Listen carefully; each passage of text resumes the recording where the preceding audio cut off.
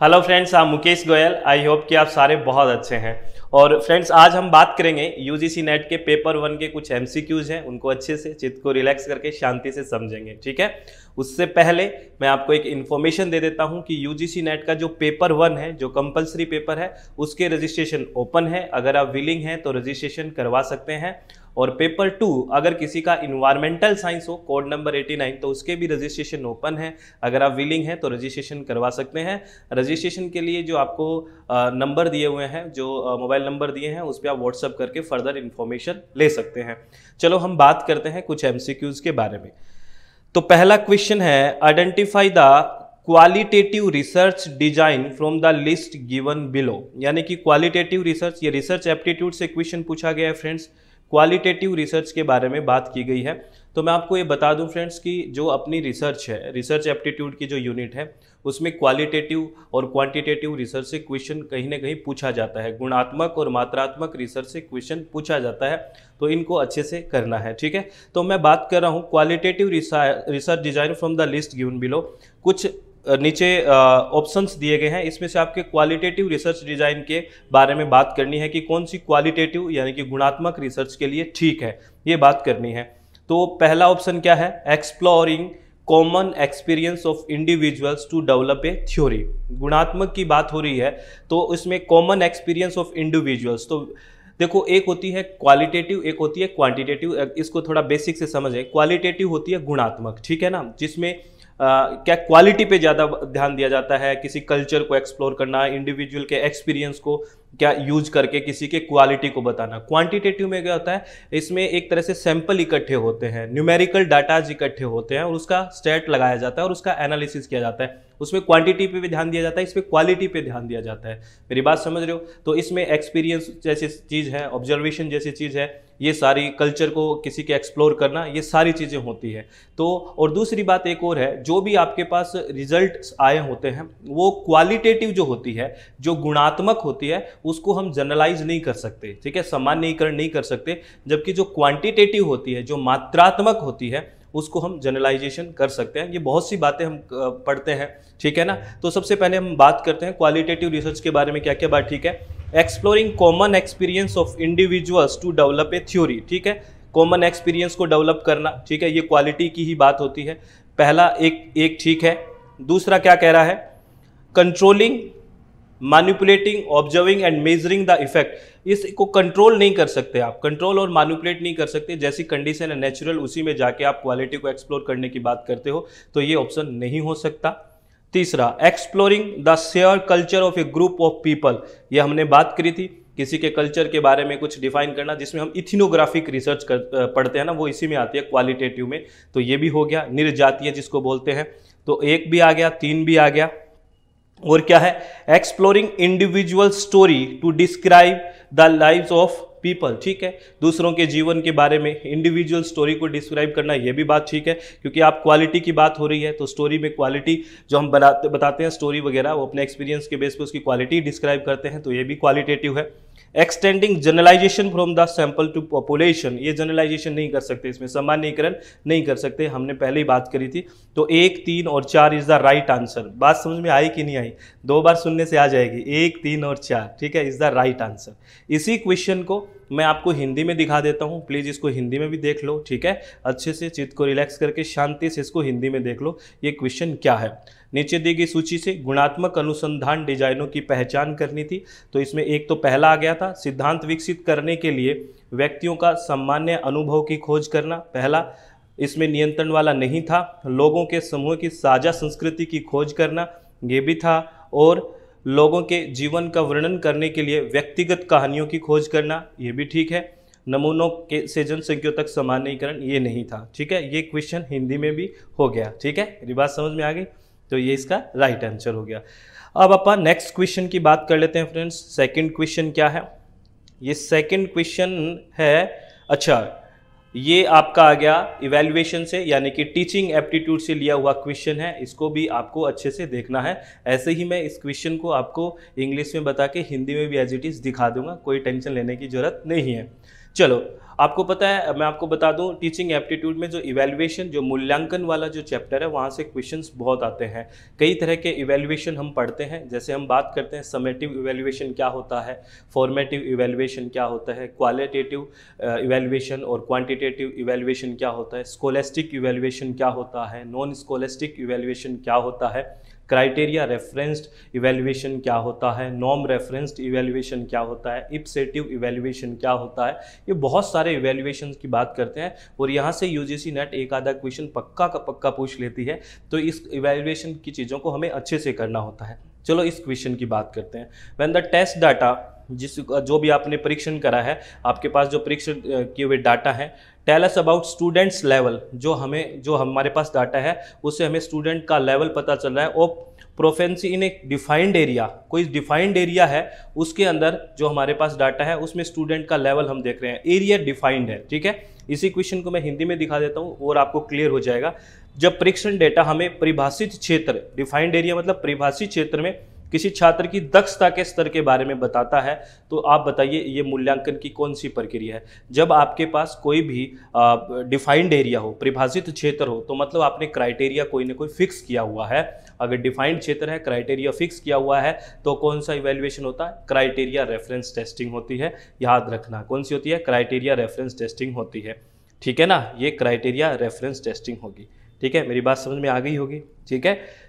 Formative आपको पता है कंटिन्यूस बेसिस पे होता है ड्यूरिंग द यूनिट, समेटिव होता है एंड ऑफ द यूनिट, ठीक है, जब सारा काम हो जाता है। नॉर्म रेफरेंस होता है जब आपका पीयर जो ग्रुप है वो किस तरह से काम कर रहा है उसके अकॉर्डिंग रैंकिंग निकालना, this is the norm reference. और क्राइटेरिया रेफरेंस में एक डिफाइंड एरिया डिफाइन कर दिया, उसके अंदर ही आपकी बात होती है, तो ये होता है क्राइटेरिया रेफरेंस्ड। आई थिंक आपको समझ में आ गया होगा, ठीक है।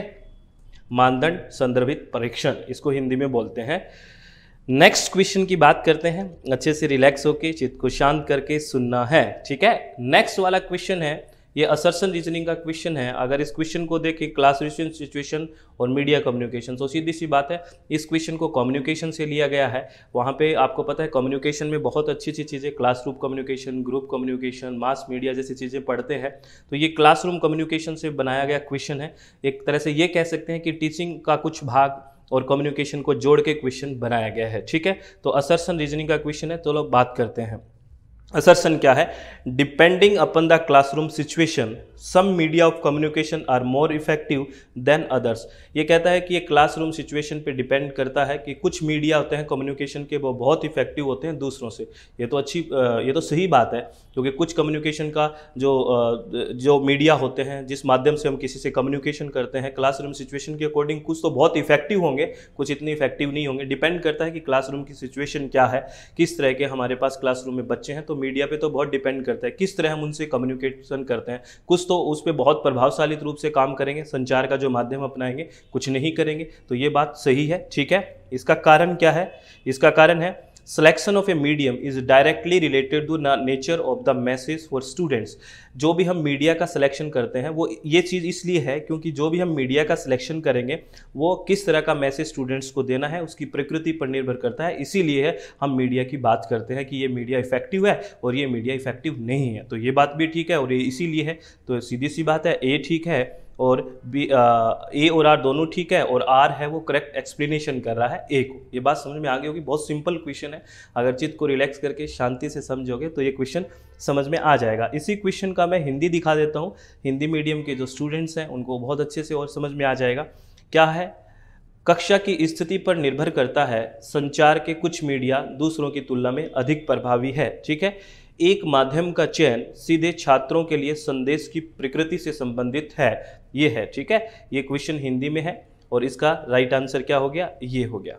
मेरी बात समझ रहे हो ना, तो बहुत समझदार हैं आप, सब समझ आता है आपको अच्छे से, ठीक है। चलो नेक्स्ट क्वेश्चन की बात करते हैं। नेक्स्ट क्वेश्चन, ये question which sentence cannot fit into the AEIO framework। ये क्वेश्चन लॉजिकल रीजनिंग से लिया हुआ क्वेश्चन है, LR से लिया हुआ क्वेश्चन है। और ये LR में कहाँ पे, जब हम एक टॉपिक है आपके पास मूड एंड फिगर, वहाँ से लिया हुआ क्वेश्चन है ये, मूड एंड फिगर से, ठीक है। तो आपसे ये वहाँ पे AEIO जैसे ऑल, सम नॉट, इस तरह की बात करते हैं ना, वो वहाँ से लिया हुआ है। तो ये कह रहा है कि इस फ्रेमवर्क में कौन सा सेंटेंस फिट नहीं बैठेगा। तो देखो AEIO में हमेशा फिट बैठेगा ऑल, या तो ऑल या नो या सम नोट। अगर ये सेंटेंस है तो ये तो फिट बैठ जाएंगे, अदरवाइज नहीं बैठेंगे। बात समझे? तो नो है इसमें, ये तो फिट बैठेगा। ऑल है ये भी फिट बैठेगा, सम है ये भी फिट बैठेगा, इसमें ये फिट नहीं बैठेगा। The salt on the table has iodine, ये फिट नहीं बैठेगा। ये बात समझ में आ गई होगी आपको। ये लॉजिकल रीजनिंग से लिया हुआ क्वेश्चन है। मूड एंड फिगर एक टॉपिक है, वहां से लिया हुआ क्वेश्चन है, ठीक है ना। तो ये मूड है, ठीक है, फिगर भी बनाते हैं, ठीक है।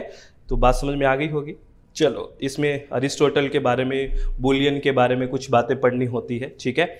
तो इसी क्वेश्चन को हिंदी में AEIO फ्रेमवर्क में कौन सा वाक्य फिट नहीं हो सकता, तो इसमें मेज पर नमक में आयोडीन होता है, इस तरह का वाक्य इसमें फिट नहीं हो सकता। चलो ठीक है, आगे बात करते हैं नेक्स्ट क्वेश्चन की।